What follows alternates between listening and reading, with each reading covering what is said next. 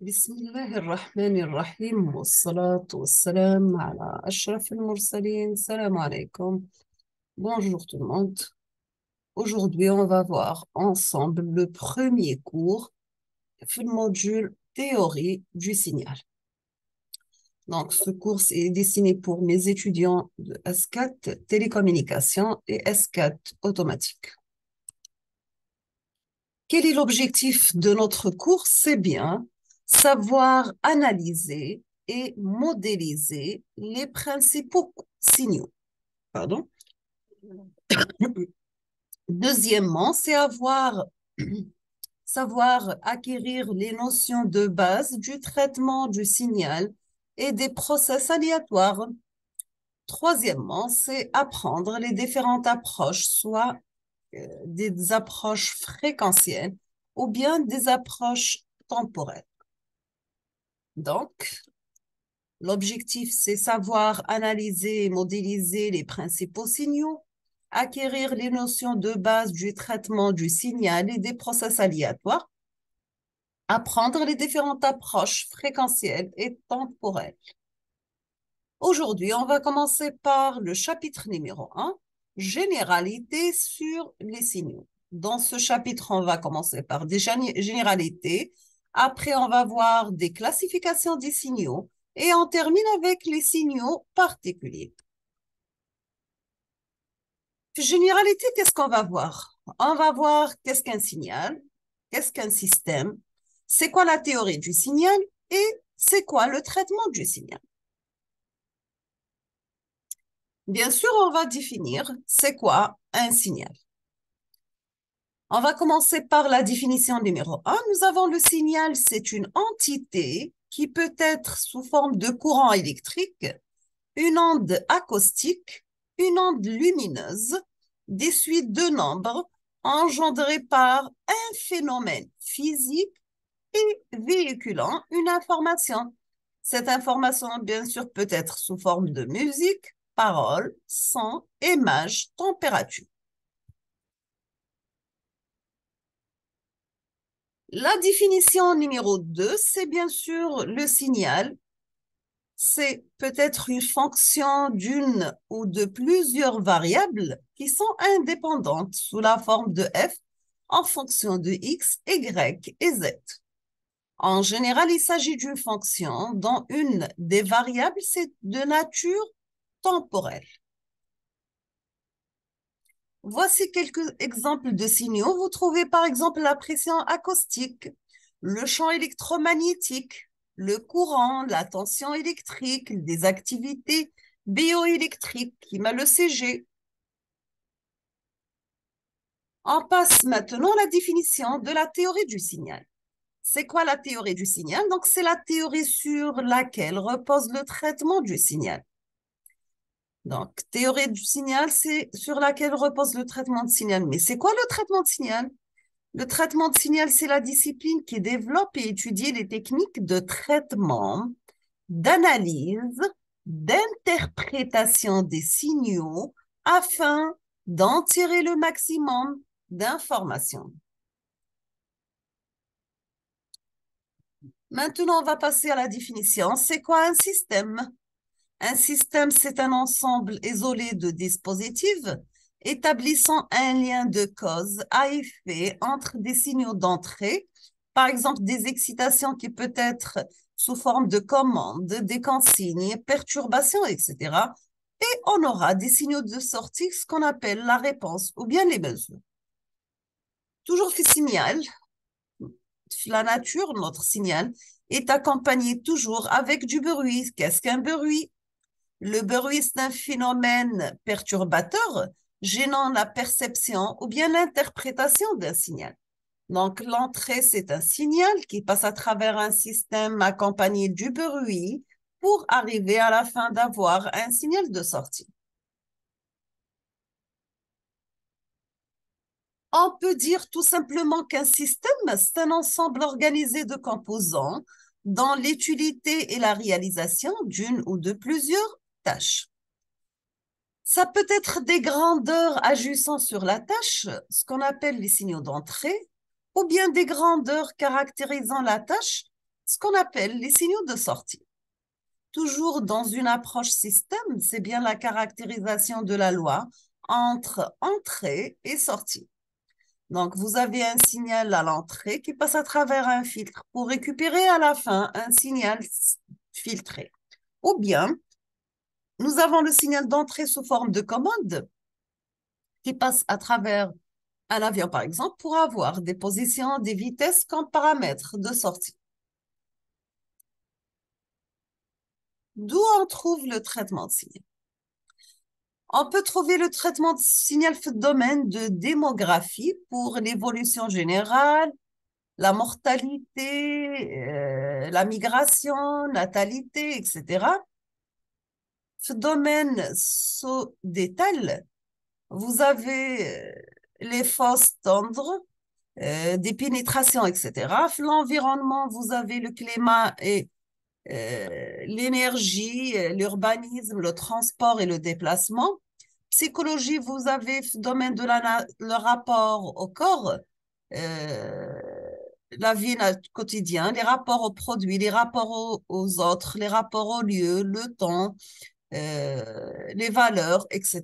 Le domaine de politique et international, vous trouvez dans les systèmes politiques, religion et violence, les effets de puissance et influence des matières premières, etc.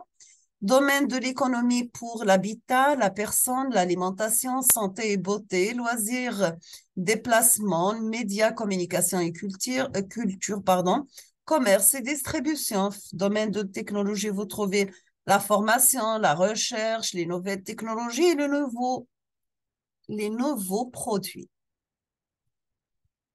On peut résumer que les domaines d'application du théorie ou du traitement de signal sont innombrables. Vous trouvez le traitement de la parole, l'audio numérique, télécommunication, biologie et médecine, géophysique, géologie sismique, radar et sonar, l'aéronautique, l'automobile, mais aussi le domaine de zoologie, par exemple la surveillance de la faune sauvage, la cosmologie, etc.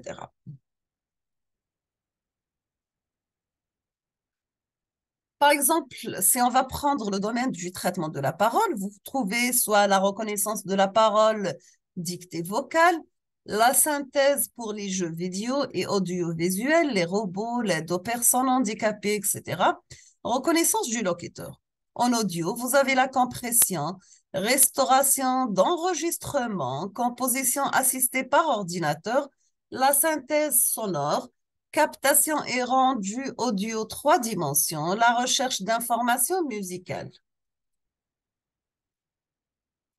En télécommunication, vous trouvez dans le domaine de téléphonie mobile, les communications optiques, les communications satellitaires. Le domaine de biologie en médecine, vous avez l'électrocardiographie, l'électroencéphalographie, l'échographie ultrasonore, l'échodoppler, la microscopie, spectroscopie, la médecine nucléaire, etc.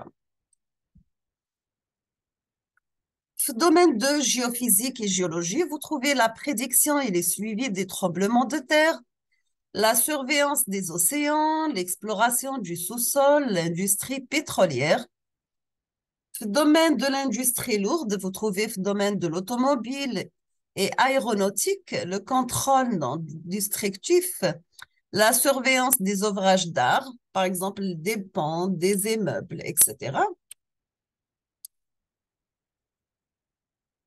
Le domaine des images, à titre d'exemple, donc, à la سبيل المثال الحصر, donc, vous trouvez le codage, la compression, la transmission, l'amélioration, la super résolution, des bruitages, des floutages, la segmentation, reconnaissance, classification, détection de contours, reconnaissance de texture, l'imagerie 3 dimensions, l'imagerie hyperspectrale.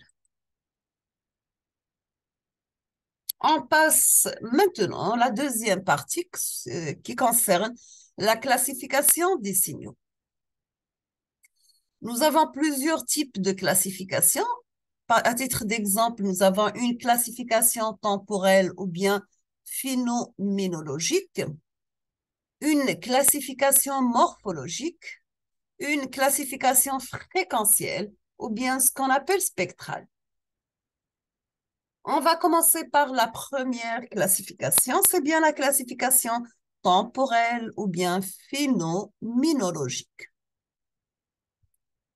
Nous avons des signaux certains ou déterministes, c'est-à-dire leur évolution temporelle peuvent être parfaitement décrites par des modèles mathématiques. Voici un exemple d'un signal déterministe, un signal sinusoïdal périodique. Toujours avec la classification temporelle au phénoménologique, et toujours avec les signaux certains ou déterministes, nous avons les signaux périodiques. Toujours un signal S de T, il est dit périodique de période grand T, s'il satisfait la relation S de T qui est égale à S de T plus grand T pour tout T appartient à R, donc il est réel. Comme titre d'exemple pour les signaux périodiques, vous trouvez les signaux sinusoïdaux, les signaux pseudo-aléatoires. Bien sûr, c'est un signal aléatoire qui se répète. Les signaux périodiques composites, vous avez la répétition à l'infini d'un motif. Pardon. Donc, toujours avec les signaux certains ou déterministes, on va voir les signaux périodiques. Vous trouvez la figure numéro 1. Un signal sinusoïdal, la forme S de T qui est égale à grand A, c'est l'amplitude du signal maximal par sinus oméga T plus phi, le déphasage. Bien sûr, oméga est égal à 2πf ou bien 2π sur la période T. Les signaux périodiques, vous trouvez le signal rectangulaire qui est la somme de signaux rects de centre Ft égale à kT, avec K, c'est un antinaturel, et S porte de T, c'est un signal porte ou impulsion rectangulaire qu'on va voir plus tard. Maintenant, toujours les classifications temporelles ou bien phénoménologiques, nous avons deuxième type qui sont les signaux certains ou déterministes, ou bien ce qu'on appelle les signaux non périodiques, parce que le premier type, nous avons les signaux périodiques. Donc, les signaux qui ne satisfaisent pas la relation précédente, vous avez les signaux quasi-périodiques qui résultent de la somme de signaux sinusoïdaux, les signaux transitoires qui ont une existence éphémère ou qui sont observés sur une durée finie. Bien sûr, ce sont des signaux de durée limitée ou bien à support borné. Vous trouvez comme titre d'exemple pour les signaux non périodiques une impulsion rectangulaire, pardon, un signal transitoire.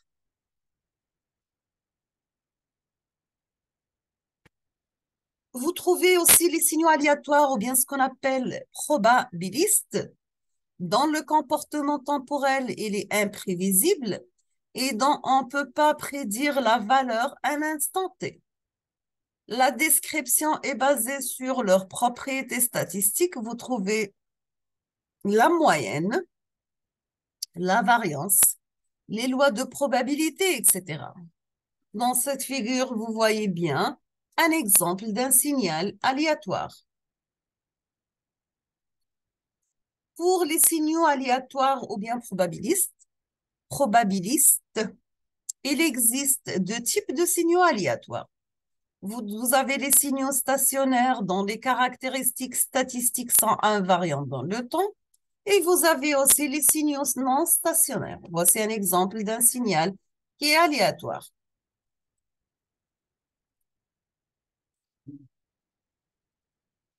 Nous avons que les signaux aléatoires stationnaires sont ergodiques. S'il est identique de faire une moyenne statistique à un instant donné sur différents essais ou de faire une moyenne temporelle suffisamment longue sur un seul de ces essais.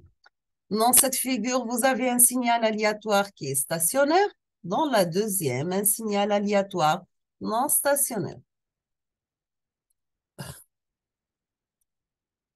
C'est quoi un signal réel? Un signal réel, c'est un signal représentant une grandeur physique. Sa formulisation réelle, c'est une fonction réelle, c'est un mélange déterministe et aléatoire. Donc, vous avez une partie déterministe qui est égale à la tendance du signal, la partie aléatoire qui est souvent le bruit.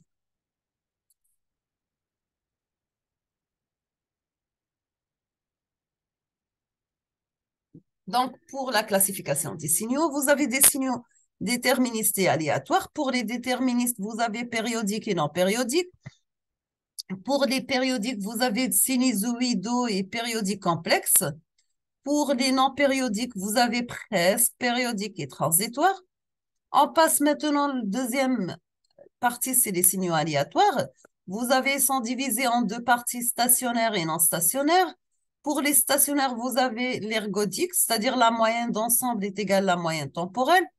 Et stationnaire, tout simplement, vous avez la moyenne d'ensemble et les moments statistiques supérieurs est invariante en fonction du temps. Pour les non stationnaires, vous avez des classes de non-stationnarité, donc la classification par les moments statistiques est faite.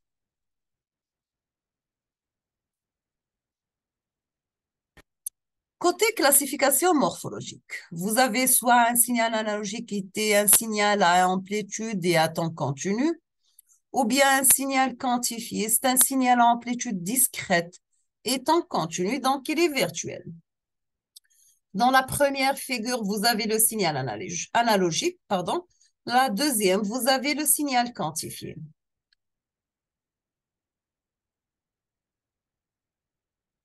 Toujours avec la classification morphologique, nous avons les signaux discrets. C'est quoi un signal discret? C'est un signal à amplitude continue et à temps discret. Vous avez que les valeurs du signal sont disponibles uniquement à un certain instant. Pour le signal numérique ou bien digital, c'est un signal à amplitude et à temps discret. C'est un signal échantillonné dont les valeurs sont codées.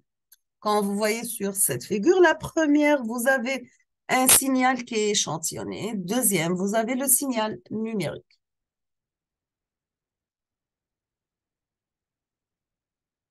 Pour la classification morphologique, pour le passage domaine temps continu discret, vous utilisez l'échantillonnage, mais le continu discret côté amplitude, on utilise la quantification. Donc, discret, discret, vous aurez numérique. Discret, continu, vous aurez quantifié. Euh, Continu, discret, vous aurez échantillonné. Continu, continu, vous aurez un signal qui est analogique. On va s'arrêter ici aujourd'hui. On termine la suite dans la prochaine vidéo, Inch'Allah. Donc, je vous remercie infiniment pour votre attention. N'hésitez pas si vous avez des questions et à la prochaine vidéo. Merci.